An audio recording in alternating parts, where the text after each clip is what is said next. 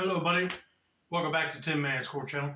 I'm your host, Jeffrey Tin Man Taylor, and today I'll be reacting to my second scary storyteller channel for you all.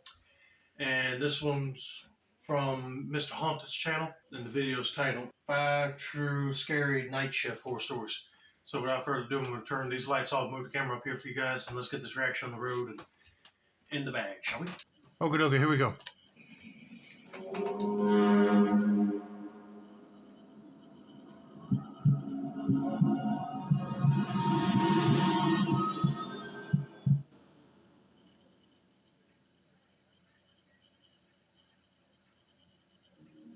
Before I begin with my story, I'd like to state a few things. Okay. Before this had happened, both my parents had unfortunately died due to a major car accident about 2 months before this, caused by a drunk driver. Oh, I'm sorry to hear that. I was 20 at the time and had to work to pay rent for my apartment, so I was stuck financially with depression as well.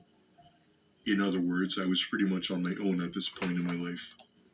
Oh yeah, that could be a real pain in the butt because, like this person said, once your parents die so quickly, you don't have nobody to take care of you, and you're on your own, basically paying rent or mortgage on your own property, and it would be so hard to do all this when you're still grieving the loss of your parents. But anyway, let's continue with this person's story and see what happens next. Anyways, on with the story. In 2017, I worked as a cashier at a nearby McDonald's in my hometown in Scottsdale, Arizona. Scottsdale was a very nice city in Arizona. The people were nice and friendly, and the weather was okay. Some days would be hot, while others would be both hot and cold. The McDonald's I began working at was near the suburbs of Scottsdale, which just so happened to be in walking distance from my apartment. That's good.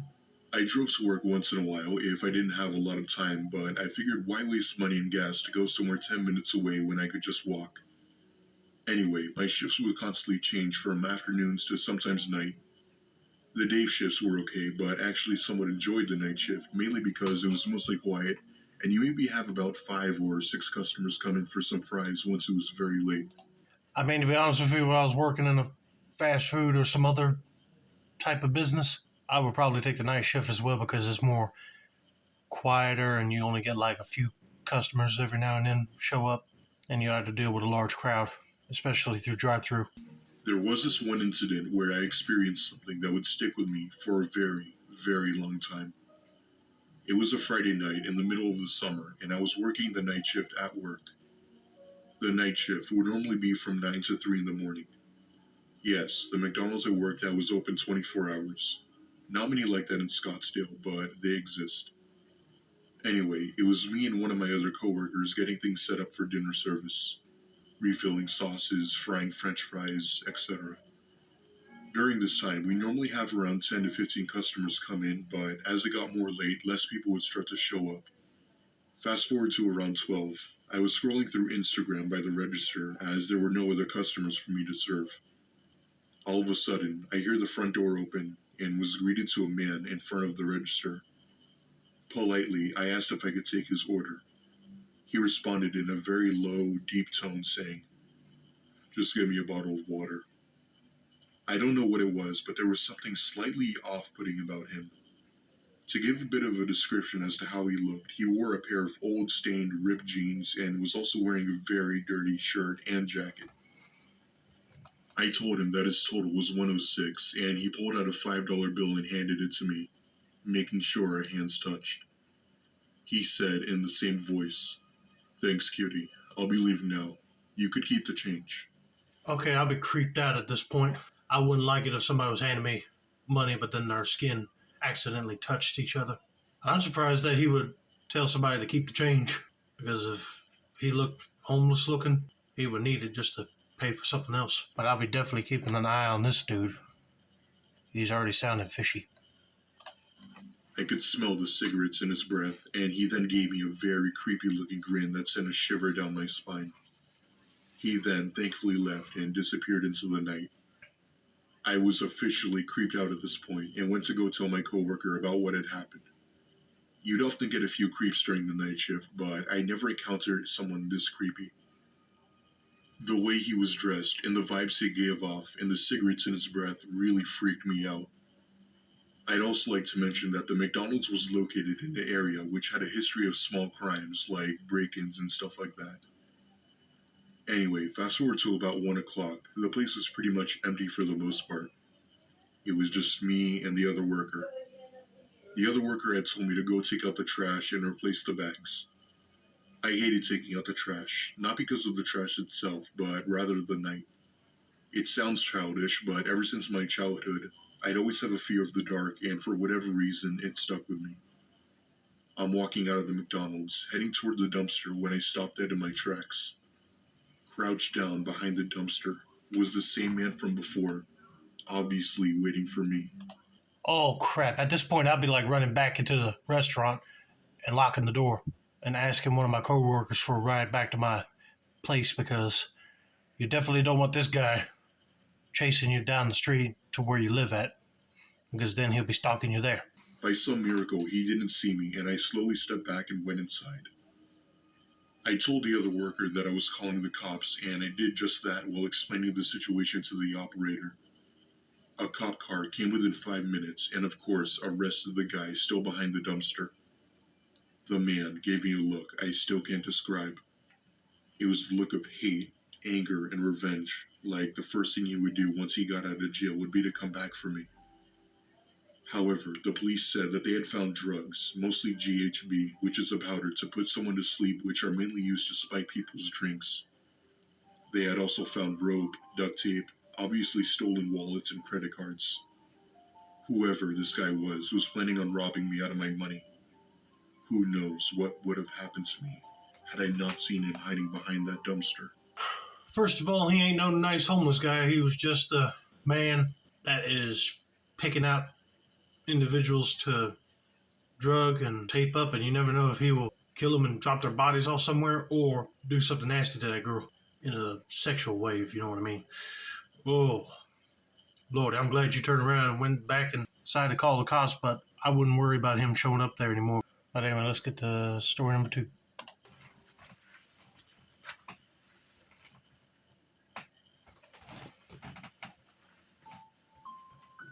I used to work as a housekeeper at a very nice and luxurious hotel in South Miami. Oh, I'm that's sure nice. most of you already know what a housekeeper is, but for those of you who don't, here's a brief description. A housekeeper is basically a hotel's maid. You'd renew the sheets after someone is checked out, make the beds, replace towels, clean rooms, and replace used bathroom utilities with new ones. Of course. It seems like a simple task, but you'd constantly be doing the same thing for 6 to 7 hours a day. I worked days and nights, but I would mostly work during the night. It was a quiet job, and as long as you focused on what you were doing, time would fly right by.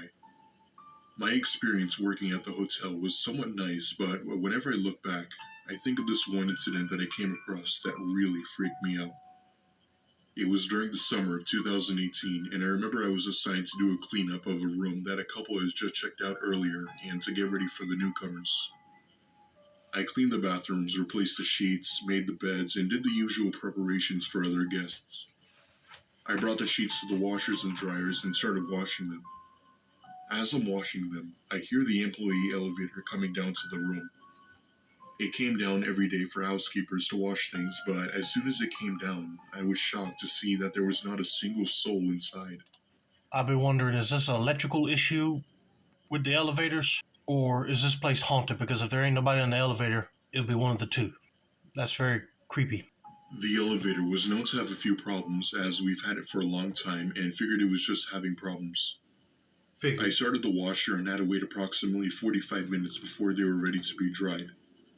I hopped on the elevator, and I immediately get a strange feeling, like a presence.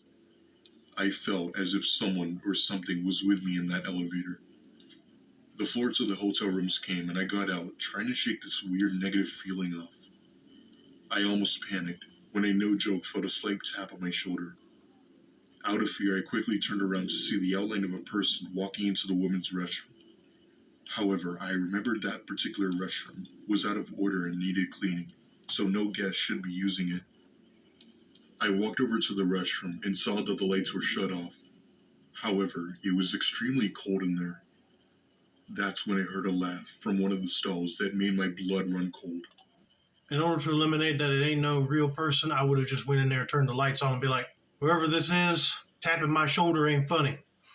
You need to get out of this restroom right now because it's closed and need to go back to wherever you came from. But if all this person saw was a black outline of somebody, then that proves my theory earlier. It's a ghost. It wasn't the laugh of a child, but more so a woman. I closed the door and ran to the clerk to the lobby to tell him all about it. The clerk was very understanding toward me or any other problems I had, so he kindly went with me to the women's restroom to investigate if there was really someone in there. He checked all of the stalls, but didn't find anyone. The drastic temperatures, the strange feeling, and the laugh didn't make sense. I have never been a believer in the paranormal, but I have no other explanation to this. I mean, I will just pass it off as paranormal too, because you clearly don't see nobody in the elevator, and you feel like you have a presence of somebody watching it, but when you get off the elevator, you feel a tap on your shoulder, but when you turn around, you see a mass that looks like a person walking into a closed restroom, and then you hear laughing and drastic temperature change. And then when you get your clerk guy to go up there and check, none of that is happening. It's paranormal. You know, when I watch all them ghost shows, I'll be scared to check into a hotel that's reportedly haunted because I don't want to be waking up in the middle of the night by someone laughing or screaming or even showing themselves in a black silhouette form. I'll be like, nope, I'm out of here. Back in my first semester of college, I had recently moved out of my one-bedroom apartment due to a few arguments with my landlord. I won't go into any details, but let's just say it was over things that seemed unnecessary and stupid. Hey, you don't have to explain. I understand. Be like the landlord, either try to jack your price up on rent or maintenance issues that you want to take care of, but he was ignorant about it. Some landlords are like that. But you go find another place with a more reasonable landlord, then you'll be happy. I, of course, had to move back in with my parents, and knowing my parents, they would kick me out of the house if I wasn't working. So I went online to apply for several jobs that had openings. Eventually, I got hired to work as an assistant for a gym near my neighborhood. It was in walking distance from my house, so I wouldn't have to waste gas or money by driving. My shifts would constantly change from days to nights, and I'd mostly be working for 5 hours a day. One time, my manager said that I needed to be working the night shift for a few days as the person who normally did it was out of town. It seemed unfair to me, but I sucked it up and went with it. Yeah, I'll be mad too because I'll be hoping that the night shift person would have been available just so I can have days off or go home early if I was working in a place like this. But think about it. You work the night shifts for a couple of days, you probably get a little extra cash. My first day on the night shift went well. The gym wasn't too overcrowded, and you maybe have at least 3 or 4 people sign in every hour. I was working the front desk, giving keys for lockers and stuff like that. The next night, however, is when things got a little weird. It was around 8 p.m., and the gym was pretty much dead at this point. There were only about maybe 3 people working out. It was a small gym, so it was normal to have very few people at this time. I was organizing some papers and putting them into their proper folders when some guy walked into the gym.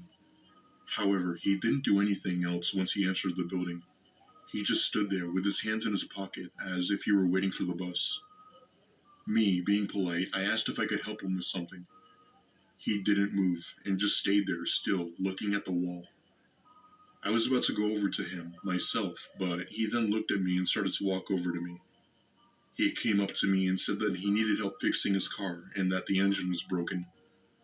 I told him that I couldn't help him and offered to call someone who could. He began to frantically tell me no and that I needed to help him. Once again, I had told him no and that I was busy, but I would offer to call someone for him. He's probably one of those guys that tries to get the employee to help him with their supposed messed up car, and they turn down any help from anybody else because they want them to come out there and help them. But by the time they do walk out there, he'll probably kidnap them. So I'm glad this person is standing their ground. But man, if I was working out in that gym and I saw that was happening, I would have walked over to see if everything's okay and tell that guy to buzz off. She's busy. He kept on asking and asking until he finally got the hint. With that, he left the building, and that's when I saw him get into his car and drive away. The scariest part is that if he claimed his car didn't work, how could he have drove off? That question still comes to mind till this day whenever I think about it. What would have happened if I accepted and went with him to his car with him? It still creeps me out. See? What did I tell you? His car did work, and he just used that whole scheme of trying to lure that person out into the parking lot to see if they can help with his car, but then he'll probably knock that person out or push him into the back seat of the car and drive off. But I would have been calling the cops and let them look at any security footage of this person just so they could keep an eye out for him, because if he does that again, he'll get caught.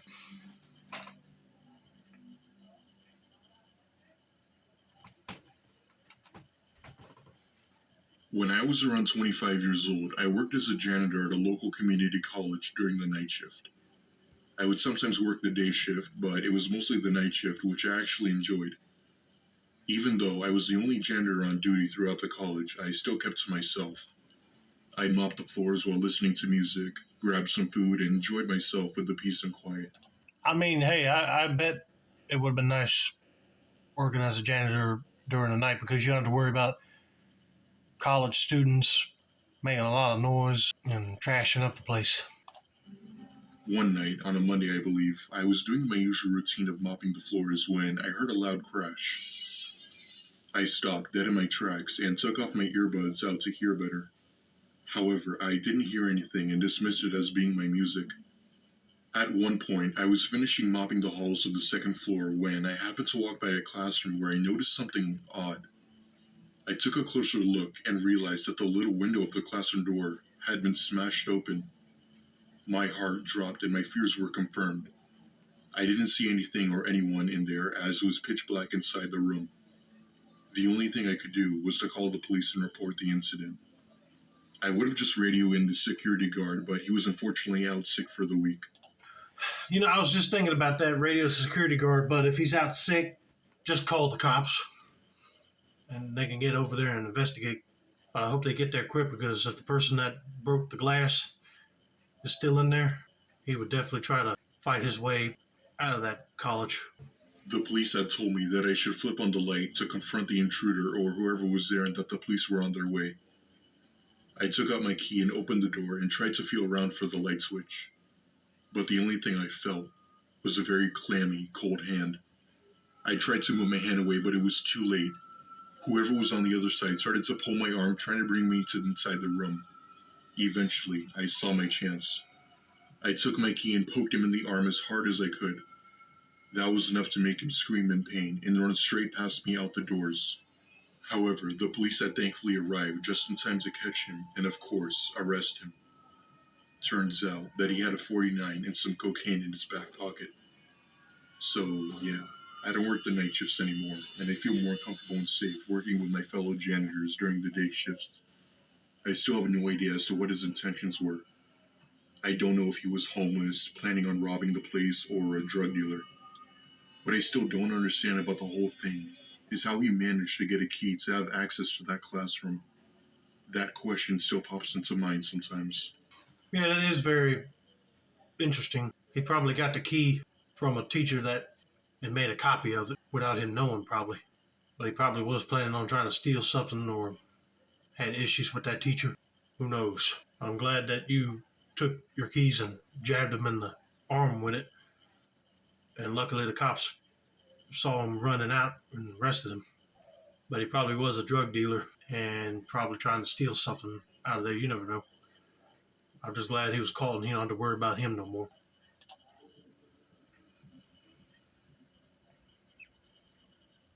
This took place when I was around 23 years old.